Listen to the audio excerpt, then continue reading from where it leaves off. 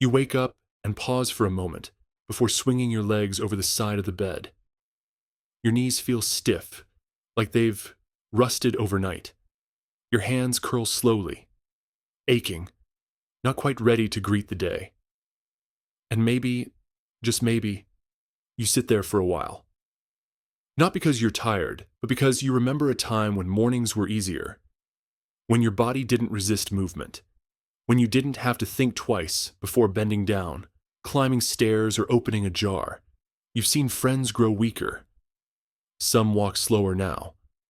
Others have faced surgeries or spend days in pain, wondering what happened to the body that once felt strong, steady, dependable.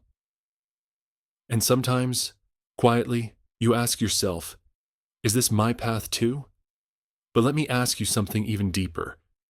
Have you ever paused and asked yourself, how do I want to age?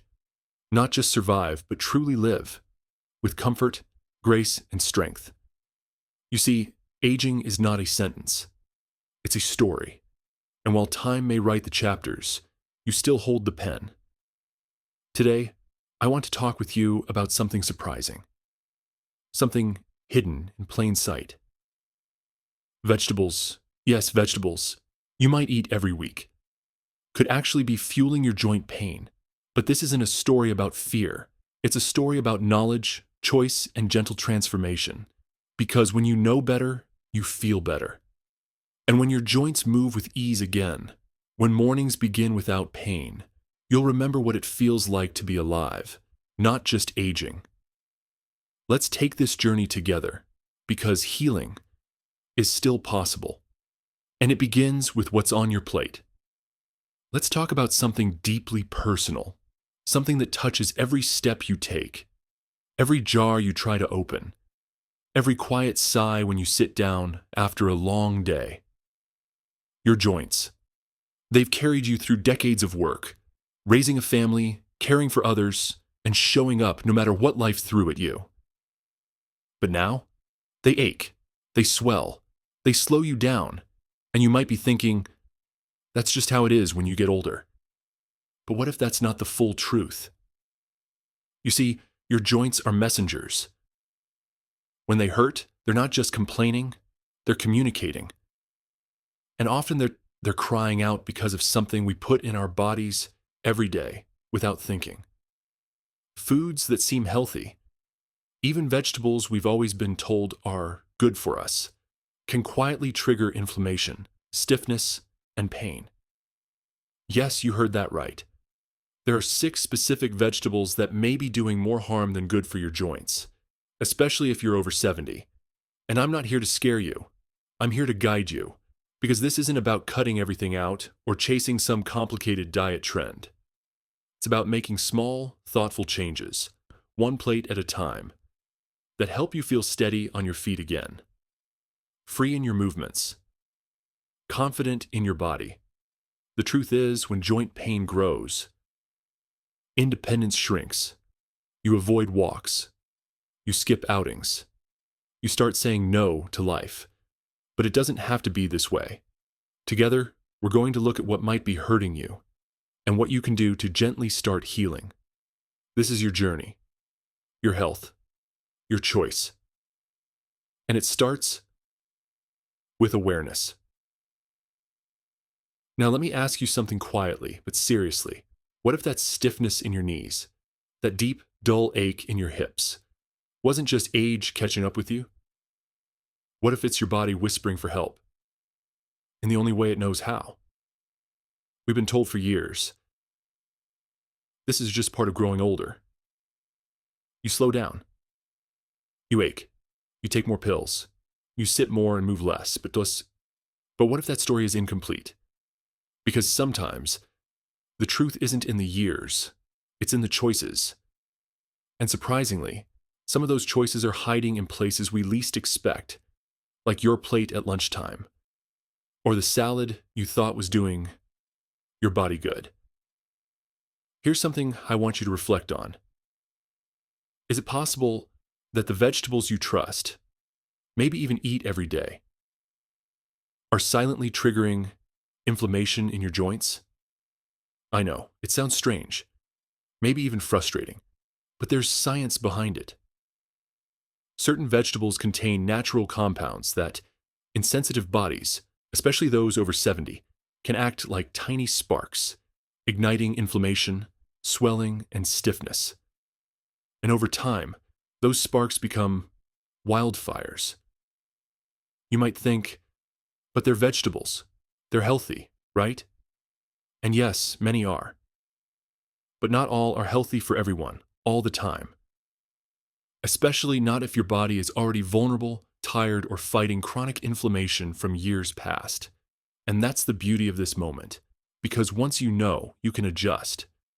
You can listen to your body with new ears, you can take back some of the control you thought was gone. So let's turn on the light. Let's take a thoughtful, honest look at 6 vegetables that could be contributing to your joint pain, and what you can do instead. Are you ready? Let's begin. Nightshades, the sneaky saboteurs. Let's begin with a group of vegetables many seniors eat regularly, without ever knowing the risk. Nightshades, tomatoes, eggplants, bell peppers, white potatoes. They sound harmless, even nourishing. But for some people, especially older adults dealing with arthritis or long-term joint pain, these vegetables may quietly stir up inflammation. You see, nightshades contain a compound called solanine, a natural defense chemical. In some bodies, especially those with an already overactive immune response, solanine can trigger pain in the joints, stiffness in the mornings, or swelling that seems to come from nowhere. Think back to a recent dinner. Perhaps it had mashed potatoes or a tomato-based soup. Did you wake up feeling more achy than usual? This isn't about fear, it's about awareness. Your body may be more sensitive than it was years ago. And when we remove what doesn't serve us, the body responds with relief. Spinach, the silent calcium thief. Now this one surprises people. Spinach. You've been told it's good for your bones, right? And yes, spinach is rich in nutrients, iron, folate, fiber. But hidden in those green leaves is something called oxalates, tiny compounds that can block calcium absorption and contribute to crystal buildup in the joints, especially if you're prone to kidney stones or arthritis. Imagine a senior who's trying to eat better. She makes herself a spinach smoothie every morning, thinking she's doing everything right. Yet her knees still throb. Her fingers are swollen. Sometimes health isn't about adding more. It's about understanding what's already too much. Instead of removing greens entirely, swap spinach for low oxalate alternatives like kale or arugula. Greens that love your joints, not burden them. Corn, the inflammation accelerator. Now let's talk about a comfort food staple, corn. Whether it's corn on the cob, popcorn during TV time, or cornbread with dinner, corn sneaks into our lives with ease. But here's the problem. Modern corn is often genetically modified and high in omega-6 fatty acids. Why does that matter? Because when your body's omega-6 levels outweigh omega-3s, especially in aging cells, it promotes a low-grade inflammatory response. For joints already worn and weary, that's like adding fuel to a fire. Have you noticed that on days when you eat corn-based snacks, you're more sluggish the next morning? That's not coincidence. It's chemistry. Swap it with wild rice, quinoa, or even a small baked sweet potato. Real food that nourishes and soothes. Beets. Beautiful, but not for everyone now. This one feels unfair. Beets. They're vibrant. They're full of antioxidants. They help blood pressure. But for seniors who struggle with gout, beets can be problematic. Beets are high in purines, which your body breaks down into uric acid. When uric acid builds up, it can crystallize in joints, causing intense pain, especially in the big toe, ankles, or knees. Picture someone enjoying a healthy beet salad, only to wake up that night with sharp stabbing pain in their foot. It seems unrelated, but it's all connected.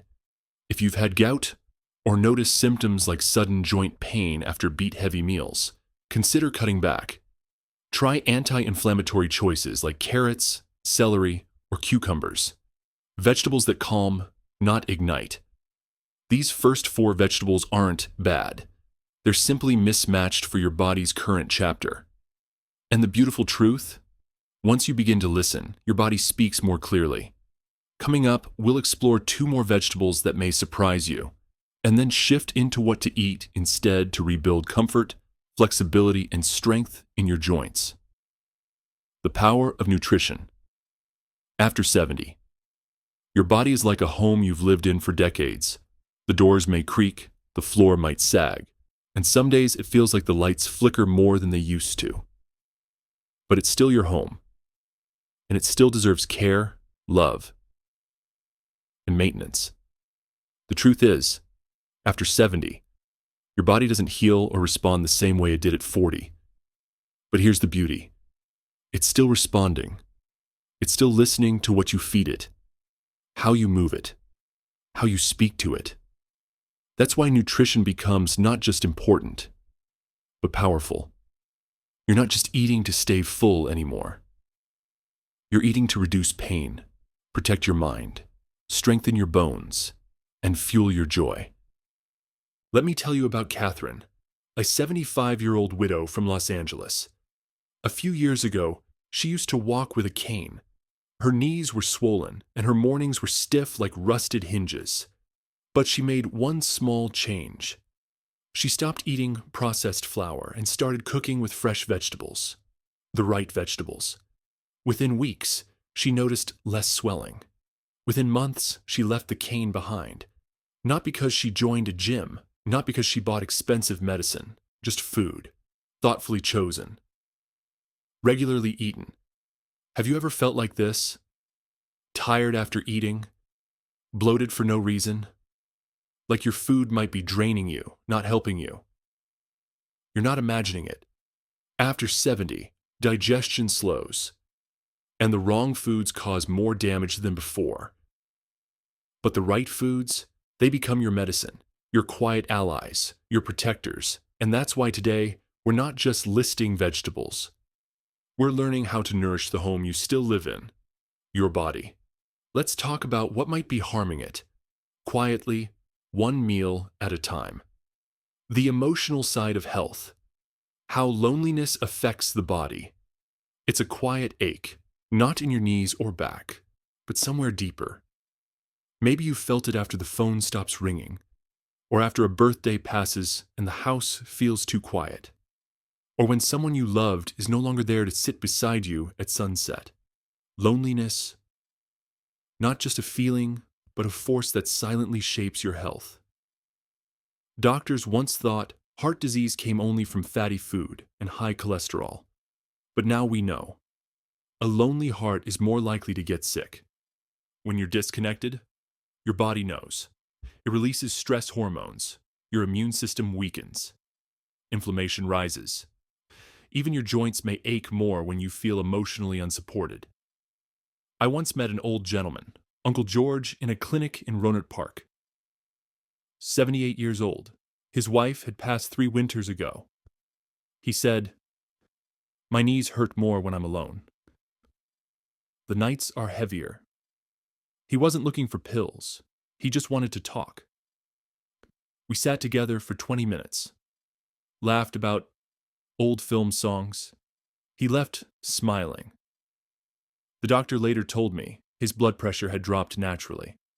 Have you noticed how your body responds when you feel truly at peace? When someone remembers your name? When you share a story and someone really listens? That's not just emotion. That's healing. Connection, real human connection, is medicine. And just like food, it needs to be part of your daily health. So today, as we talk about the vegetables that may be harming your joints, remember, health isn't just physical. It's also about being seen, heard, and loved. Because sometimes the heaviest weight on our body is the weight of silence. Let's move gently into the next insight. It might be living in your kitchen and hurting you without even knowing it. The power of small daily habits. Little steps that lighten the load. You don't need to wake up at dawn to run miles or eat kale smoothies with chia seeds just to feel better. That's not real life. Real life is slower, messier, and at 70 or 80, it should be gentler. Healing and strength don't come from extremes. They come from consistency, from what you do quietly, every single day. Take Justine, a 74-year-old woman from Miami. She starts her morning with two simple things: a glass of warm water with lemon and 5 minutes of light stretching while sitting on her Shar-Pei. Nothing dramatic. But over time, her knees crack less, her stomach feels lighter, her mood brighter. That's the power of daily habits. You don't need to change everything. You just need to choose one thing, like swapping fried bread with a boiled egg and some fruit, or doing ankle rolls while watching the news, or taking a short walk just after sunset, when the sky is cool and kind. These little acts tell your body, I haven't given up on you. We're still in this together. So many seniors ask, but is it too late? Not at all. You're not too old. Your body still listens. It still heals, slowly and beautifully, if you give it a reason to. What's one small change you could try this week? Not 10 things. Just one. Start there. Breathe into it. Let it become part of you. Because your health is built like a wall, not with giant stones, but with tiny, daily bricks. And the most beautiful part? You're still laying the foundation. You're still building strength. Let's now talk about something many overlook. A common mistake that's hiding right on your dinner plate. The heart of healing, finding purpose, peace, and joy. After 70, there comes a point in life, somewhere past 70, where the body slows but the soul begins to speak more clearly. Not with noise, but with silence. Moments when you stare out the window, watch the trees sway, and wonder, what is left for me to do? Who am I now that the children are grown and the noise is faded? This stage of life isn't just about survival, it's about meaning. And meaning matters more now than ever. You may not be able to lift what you once could, but you can lift someone's spirit with a phone call. You may not walk fast, but your words carry wisdom that could guide a younger soul. Purpose doesn't need a title. It can live in a garden you tend each morning. In listening, really listening, when someone needs a kind ear. Take J.J. Hendricks, 81, who felt forgotten after retiring from his shop in New Jersey. His hands ached. His energy faded. He didn't know who he was without his work, until he began teaching 3 local children mathematics in the evenings. He said, "It gave my evenings a heartbeat again." That's the power of purpose. It heals the aches medicine can't reach. It brings back sparkle to the eyes, steadiness to the breath. So let me ask you gently, what do you want the next chapter of your life to feel like? Quiet peace, gentle joy, or perhaps a new beginning? You're not too old to start again. You're not done growing. And the strongest medicine might not be in a pill. It might be in why you get up each day. You're not too old. You're just getting started. So here we are, my friend. We began with a quiet ache, a stiffness in your knees, perhaps, or a deep, restless question in your heart. Is this just aging? Or is there something I can still do? And you've made it this far. That says something powerful about you. You're not someone who gives up. You're not someone who quietly fades into the background. You're still here, still listening, still reaching for more life in your years. We talked about the surprising ways certain vegetables may quietly be harming your joints, not because they're bad, but because your body now needs different care. We explored how purpose, peace, and small daily habits can feel like medicine, and how your next chapter can be softer, stronger, and more full of meaning if you choose it to be. Yes, your joints may crack. Yes, your muscles may tire faster than they used to. But your body still listens when you speak to it with love. It still responds when you feed it well. Move it gently and live with heart. So take this as your reminder. You are not too old. You are not too late. You are not done. Even if all you can do today is drink more water, choose one better meal, step outside and breathe the air. That's enough. That's healing. That's strength. This is your time. Start slow. Start small. But please, start. You've earned this life. Now take care of it. Now, before you go, take a quiet moment and ask yourself, what was one thing today that made you pause? Was it a memory? A new insight? A gentle reminder that your health is still yours to shape? Maybe you're thinking about that vegetable you've eaten for years, without realizing how it might be affecting your joints. Or maybe it was something deeper. That story about finding peace in routine, or the idea that your body still listens, even now. Whatever it was, don't let it slip away. Write it down. Sit with it. Let it guide just one small change tomorrow morning. Maybe you'll add a stretch before breakfast. Maybe you'll call a friend. Or maybe you'll take a quiet walk and let your thoughts settle like dust in sunlight. And now, I'd love to hear from you. Truly. In the comments below, share your story. What's one thing you've learned, felt, or remembered today? Or tell me what you're going to try this week. You never know who you'll inspire just by sharing. This space isn't just a channel. It's a circle. A warm, welcoming table where everyone brings a little wisdom, a little weariness, and a lot of heart. So if something here resonated with you, if you felt seen, or understood, or even just curious, subscribe. We're walking this path together, and there is so much more to discover. You're not alone. You never were.